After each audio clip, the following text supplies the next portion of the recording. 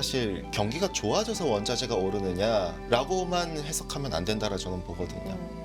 기상이변에 의해서도 원자재 수요가 확연하게 올라가는 경우들이 많아요. 네. 경기랑 무관하게요. 네네. 사실 22년도 때만 하더라도 이미 제조 PMI가 목에 찼었고 내려갈 리밖에 없었거든요. 근데도 원자재가 버텼었던 건 전쟁도 있었지만은 여전히 상반기까지는 라니냐가 계속 지속됐기 때문이거든요. 그 기상이변을 바라보려면은 결국 어딜 봐야 되느냐? 중국 남부 지역과 동남아 일대의 평년보다 심해지는지를 바라보면 되거든요. 대신증권 리서치센터 최진영 연구위원 나와 계십니다. 어서 오세요. 안녕하세요.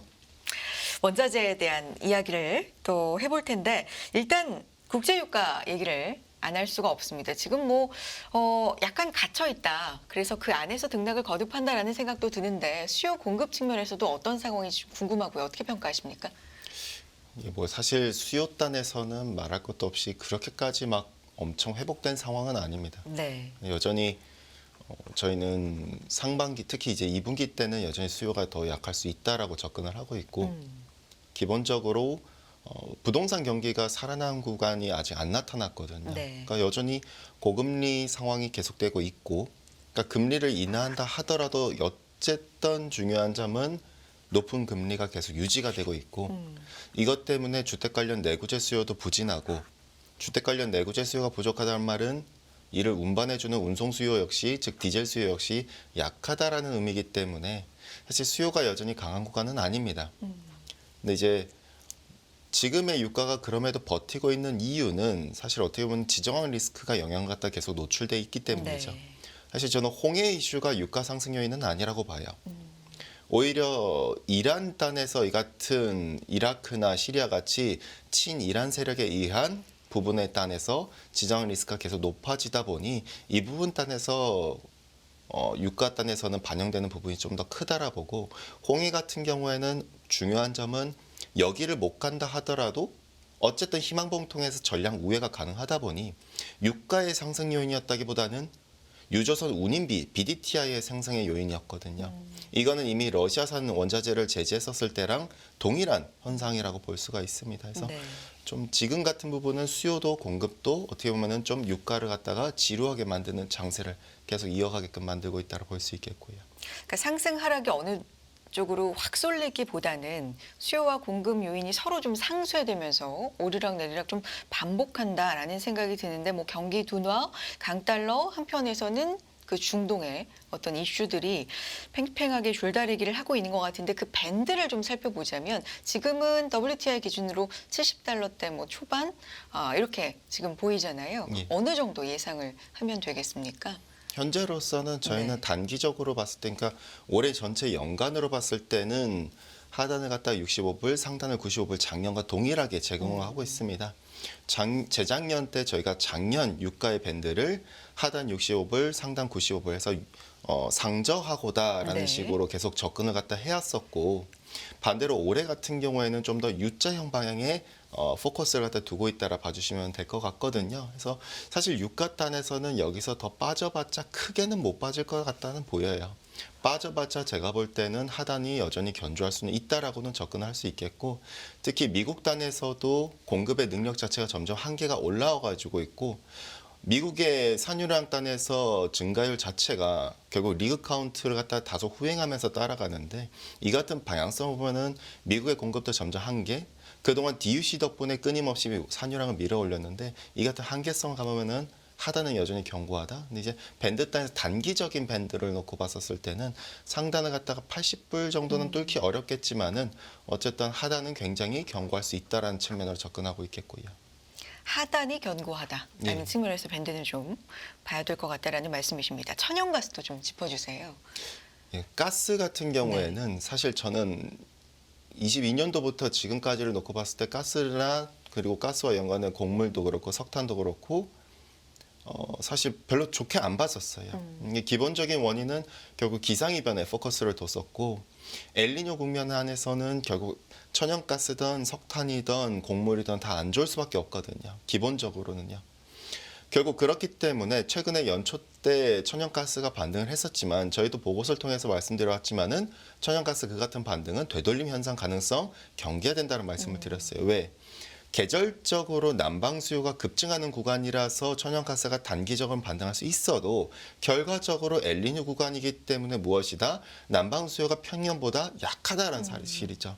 그렇기 때문에 북반구가 평년 대비 난방 수요 약하기 때문에 결국 천연가스는 되돌림 현상 나타날 수밖에 없다라 봤는데 그러나 올해 하반기로 봤을 때 특히 4분기로 보면은 저는 천연가스나 석탄 굉장한 랠리가 펼쳐질 수 있겠구나라고 접근을 갖다 하고 있습니다. 특히 올해 4분기 특히나 사실은 내년이 훨씬 더 걱정되는 부분이겠고요.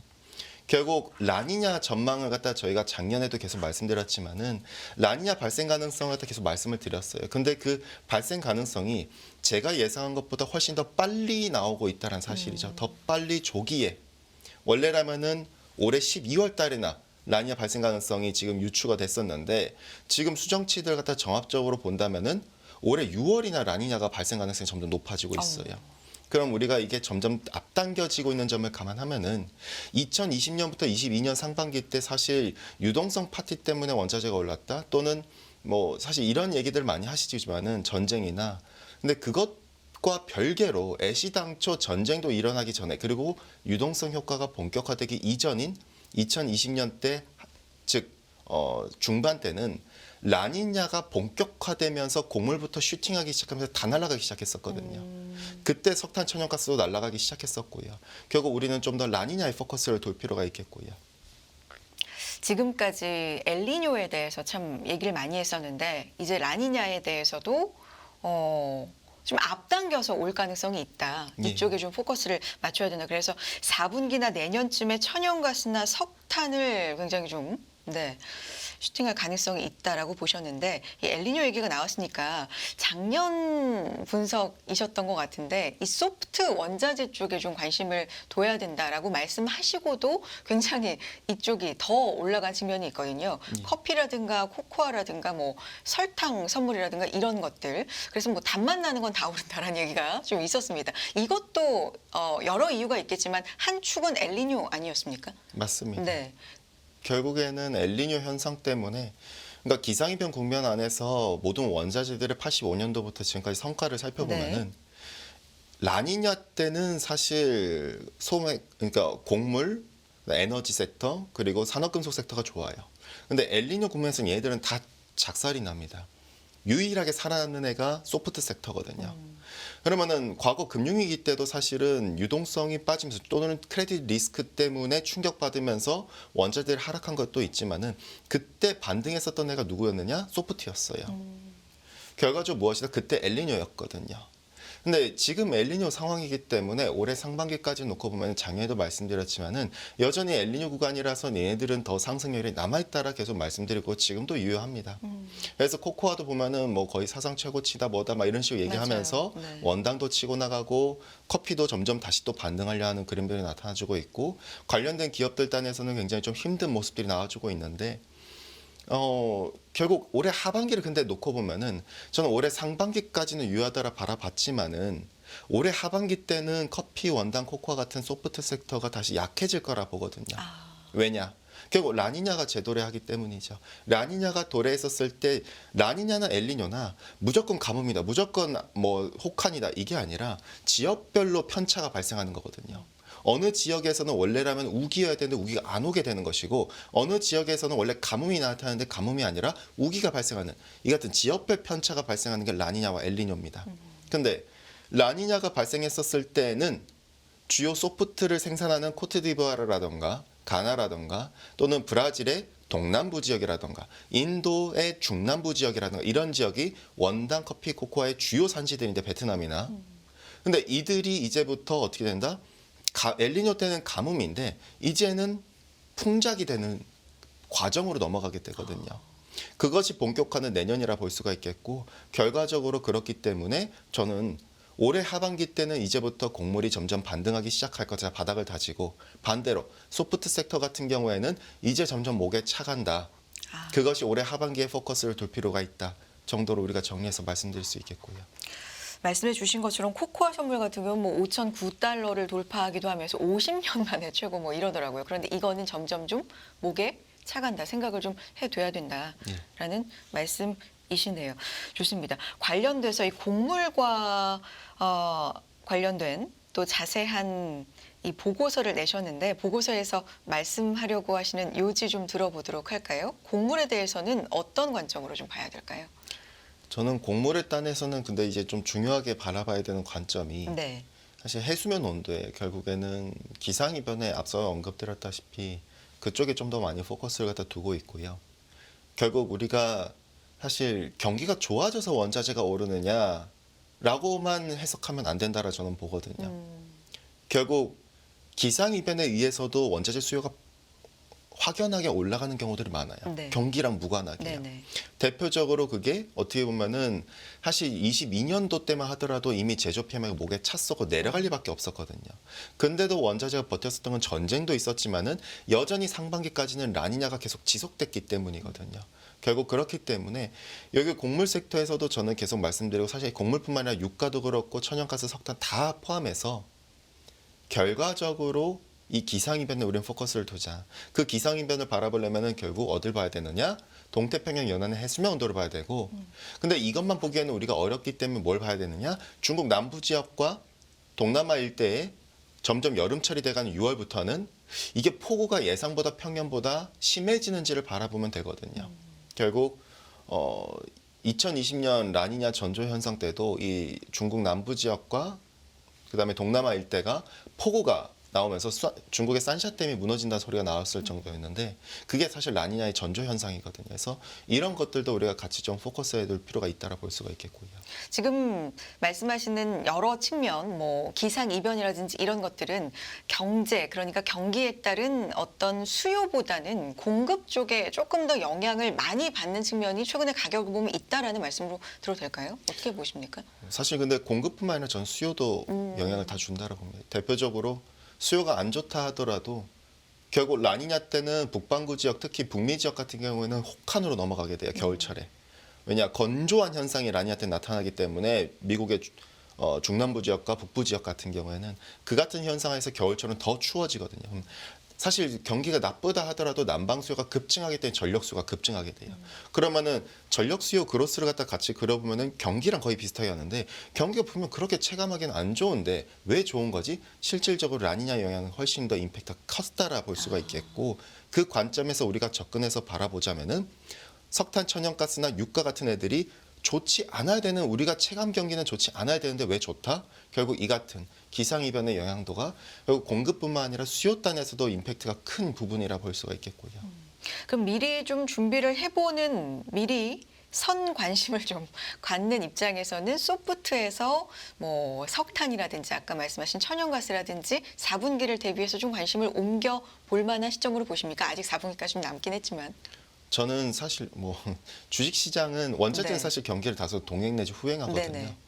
근데 이제 주식 시장은 사실 선반영하는 그렇죠. 측면들이 많습니다. 그래서 뭐 중국의 최근에 석탄 관련주들도 엄청 많이 치고 나가고 있는데 여기서 제가 중요한 점은 어쨌든 주식은 선행자 지표다 보니 이 부분을 분명 알고 있을 거예요. 알고 있기 때문에 어떤 것은 매도물이 관련주는 심하게 나타나고 있는 현상들이 점점 나타나기 시작할 텐데 이게 저는 최소 못해도 한 2분기 때 2분기 한 중반 말쯤에는 훨씬 더 확연하게 눈에 띄게 나타나지 않을까. 그때 사실은 그때 준비해도 크게 나쁘진 않을 거라 저는 봐요.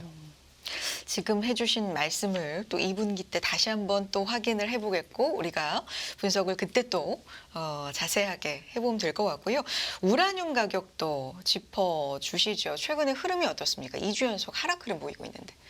사실 근데 우라늄은 저는 네. 뭐 개인적인 생각에서는 뭐 그러니까 이전 회사 다닐 때는 저는 우라늄 계속 좋게 봤었는데 이유는 간단했어요. 개인적으로 어떤 생각을 했냐면은 결국 탈원전을 갖다 유럽이 이제 안 하게 됐거든요. 네. 안 할 수밖에 없죠. 왜냐면은 결국 에너지 안보를 위해서 에너지 내재화가 중요한 시장으로 넘어가 버렸으니까요. 결국 중요한 건 뭐다? 시장의 방향성이 평화 시대가 이제 끝났고 안보 시대로 갔다란 말이죠. 그럼 안보 시대 때는 에너지 내재화가 중요하고 더 이상 러시아산 원자재를 갖다 믿을 수 없기 때문에 이 같은 현상이 나타난 것이거든요. 결국 그렇기 때문에 그동안에 우라늄이 치고 나갔던 것인데 근데 최근에 일련의 이런 뭐 뉴스 보도를 통해서도 보시더라도 사실 많이 올라갔긴 했었죠. 그러니까 그 속도 자체가 너무 가팔랐었으니까요. 근데 이게 그러면 이제 다 온 것이냐? 아직 사실 저는 잘 모르겠어요. 왜냐면은 우라늄 가격의 추이를 갖다가 길게 바라보면은 사실 우라늄이 언제부터 떨어지기 시작했냐면은 일본의 대지진 때부터 그때 이제 뭐 그때 그걸 바라보면서 탈원전 얘기가 독일을 중심으로 나타나기 시작했었고 많은 나라들이 독일을 갖다가 모방해서 그 관련된 정책을 펴기 시작했거든요. 뭐 태양광이나 뭐다 탈원전 이런 정책들을 마찬가지로 우리 그런 선상에서 바라보면은 그때부터 빠졌던 건데 근데 사실 그때랑 비교해서 보면 가격이 여전히 낮아요, 사실은. 그래서 아직 이게 가격이 어디까지 갈 것이다 이걸 저는 논하기는 좀 어렵다라 네. 보고 근데 이제 방향성 선상에서 우리가 에너지 안보에 대해서 계속해서 좀 고민을 할 필요가 있을 것 같아요. 저는 여기 회사 와서 자료를 통해서 에너지 안보에 대해서 유럽이 끊임없이 에너지 내재화를 위해서 원전으로 선회하기 시작했고 독일 중심의 탈원전과 신재생에서 프랑스 중심인 친원전과 신재생으로 바뀌고 있는 그 과정으로 넘어가고 있기 때문에 요거에 조금 더 포커스를 둘 필요가 있겠고요. 좀 큰 그림을 예. 봐야 된다. 구리 가격도 좀 보겠습니다. 구리에 관련돼서도 자세한 보고서를 또 내주셨습니다. 중국 지방 양회를 통해 바라본 구리의 추가 수요입니다. 양회가 3월 예, 중앙정부 예정돼 양행 있는데, 3월이죠. 네, 요것과 구리 가격을 좀 연동돼서 봐야 된다. 그러니까 경기 관련돼서 뭐 수요 관련된 얘기일까요? 어떤 말씀일까요? 맞습니다. 네. 수요 측면이겠고요. 그러니까 왜냐면은 사실 이 같은 고금리가 계속 장기화돼 버리고 저는 사실 계속 고민하는 게 라니냐가 다시 오게 될 경우에 석탄 천연가스 유가는 다시 또 분명 치고 나갈 거예요. 그리고 뿐만 아니라 이 같은 부분을 고민한다면 과연 금리가 낮은 레벨로 과거로 회귀하기가 쉽진 않다라 저는 해석을 하거든요. 그럼 그 같은 기반 하에서는 결국 구리단에서는 신재생에너지로 들어가는 수요가 약할 수밖에 없어요. 왜냐? 신재생에너지는 낮은 차입 비용을 통해서 설비를 확장하는 산업인데 근데 이 산업에 있어서의 방향성 단에서 금리가 높아버리면 차입 비용이 높아져 버리게 되거든요. 결과적으로 이 단에서는 굉장히 좀 어려운 부분이라 볼 수 있겠고 수요 단에서 근데 이제 그 공급 측면에서 최근에 일련의 감산 얘기나 이런 것들이 상쇄해주고 있는 그림들이 나타나주고 있죠. 그래서 가격은 굉장히 지루하게 박스권입니다. 근데 여기서 중요한 점은 그럼 여기서 치고 나가려면은 결국 중국의 수요가 필요할 텐데 그래서 사실은 지방정부 양해를 봐야 되거든요. 3월 달 중앙정부 양해가 있다면은 1월 달 지방정부 양해는 일종의 프리뷰예요. 31개 지방정부의 결과를 전반적으로 살펴볼 필요가 있는데 종합적으로 바라보면은 투자는 못할 것 같아요. 투자는 크게 하긴 어렵다라 바라보고 있고 오히려 소비라고 얘네들도 얘기를 해주고 있어요. 투자 전망치들 대부분 하향 조정했거든요. 왜냐? 결국 부채 부담이죠. 근데 중국 단에서 제가 과연 얘네들이 올해 양호한 수요를 갖다 펼쳐나갈 수 있을 것인가 구리 단에서 이끌기 위한 여전히 사실은 저는 좀 경계가 필요하고 체크해야 될 지표들 몇 가지가 있다고 봐요. 그게 뭘까요? 결국 크게 세 가지인데 첫 네. 번째, 결국 실질 금리가 즉 돈육 가격이 다시 반등함에 따른 실질 금리가 하락할 수 있을지의 여부. 왜냐? 중국은 엔겔 지수가 높기 때문에 물가에서 돈육의 영향이 굉장히 많은 비중을 차지합니다. 네. 근데 이 돈육 가격이 앞으로 반등하게 될 경우에는 결국 물가가 다시 회복하게 되면서 실질 금리가 하락하는 현상이 나타날 수 있거든요. 네. 두 번째, 결국 주택과 관련돼 가지고 주택담보대출 증가율 자체가 다시 회복할 수 있는가? 네. 이것이 결국에는 가계부채를 갖다가 끌어올린다라는 방향성 선상에서 같이 봐줄 수 있겠고요. 그럼 부동산이 살아나면 주택 관련 내구재 소비가 살아나면서 관련된 원자재 수요 역시도 회복될 수 있는 그림이 나타날 수 있으니까요. 세 번째는 마지막으로 주택 거래량이겠죠. 네. 거래량 자체가 과거 10년 레인지를 갖다가 그나마 회복되고 있긴 하지만 여전히 평균치 대비 언더하고 있습니다. 이것을 과연 회복할 수 있을지 여부도 좀 더 중요하겠고요. 그래서 이 세 가지 지표 가장 좀 큰 축일 것 같아요. 특히나 그 가운데서는 실질 금리겠죠. 금리가 낮아져야만이 어떻게 보면은 수요 단에서 올라올 수 있는데 금리를 낮춰도 여전히 돈육의 공급 과잉이고 물가가 사실은 코어 CPI를 보면은 사실 어떻게 보면은 중국은 디플레가 아닌데 헤드라인 CPI가 돈육의 공급 과잉이라면 계속 디플레 현상이 나타나게 되거든요. 그러다 보니 금리를 낮춰도 실질금리 여전히 높아요. 이것이 어떻게든 낮아져야 중국 정부도 그렇기 때문에 실질금리와 관련된 정책을 갖다 계속 내놓으려 하거든요. 어떻게든 실질금리 인하를 유도할 수 있게끔. 그래서 그것이 된다면은 결국 중국의 수요가 턴어라운드 할 수 있겠는데 아직은 좀 더 모니터링 해야 될 필요가 있다라 볼 수가 있겠고요. 돈육 가격 반등, 실질 금리로 또 어떻게 연결이 되는지 이런 부분 비롯해서 지금 세 가지 짚어주셨는데 어제 중국 중앙은행인 인민은행이죠. 이 지급 준비율 인하 전격 단행 이슈가 있었습니다. 뭐 전해진 얘기기는 했는데 어쨌든 공식적으로 180조 원대 규모의 유동성이 공급될 전망이다. 뭐 이런 얘기도 있고요. 계속해서 부양책을 지금 좀 내놓고 있는 상황인데 좀 영향이 있을까요? 글쎄요, 이번에 지급 준비를 인하한 거를 갖다 저는 해석을 하자면은 저 네. 개인적으로는 어떻게 보냐면은 이게 의미는 없다라고 봐요. 왜냐하면 그냥 춘절을 앞두고 있기 때문에 유동성 수요가 많기 때문에 사실 과거에도 춘절을 앞두고 이 같은 유동성을 푸는 모습들이 자주 나왔었거든요. 그래서 이걸 갖다가 우리가 확대 해석하기엔 좀 어렵다라 봐요.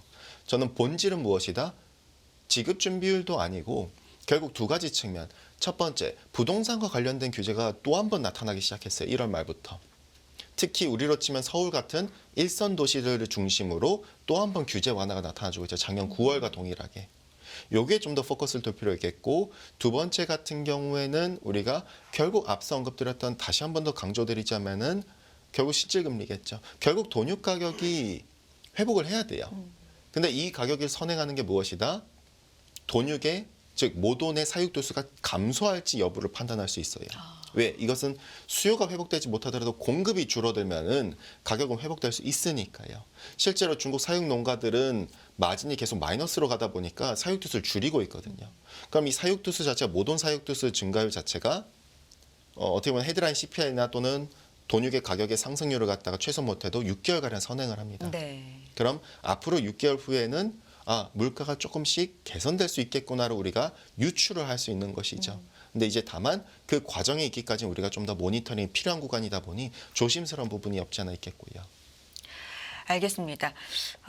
구리 가격에 대한 이야기 연관돼서 중국 지방 양회 또 중국의 어떤 부양책 얘기까지 좀 흘러왔는데 마무리를 좀 하겠습니다. 원자재 관련돼서 이 포인트 다음 시간 때까지 이 포인트 중심으로 좀 봐야 된다라고 정리를 좀 해주신다면요. 저는 사실 모든 원자재 단에서 뭐 중국의 수요도 모두 중요하긴 하겠지만 네. 가장 큰 포인트는 앞에서도 계속 많이 할애했던 기상이변에 포커스를 둡니다. 결국 저는 페드의 정책 금리도 과연 이놈의 기상이변이 방해하지 않을까에 대한 고민을 많이 하거든요.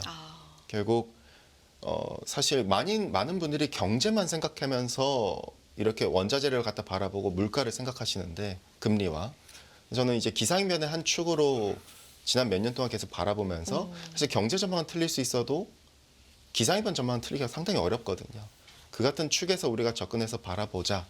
그래서 그게 좀 더 포커스가 돼야 원자재도 그렇고 우리가 물가 단의 방향성도 좀 고민될 수 있는 부분이 있지 않겠는가. 이 부분을 초점을 맞추면서 어떤 원자재들이 더 좋아질지도 특히나 좋아지는 애들을 갖다가 좀 같이 바라보면서 우리가 좀 포지션 단에서도 좀 바꿔나가는 전략도 필요하지 않겠는가라고 봐주시면 될 것 같고요.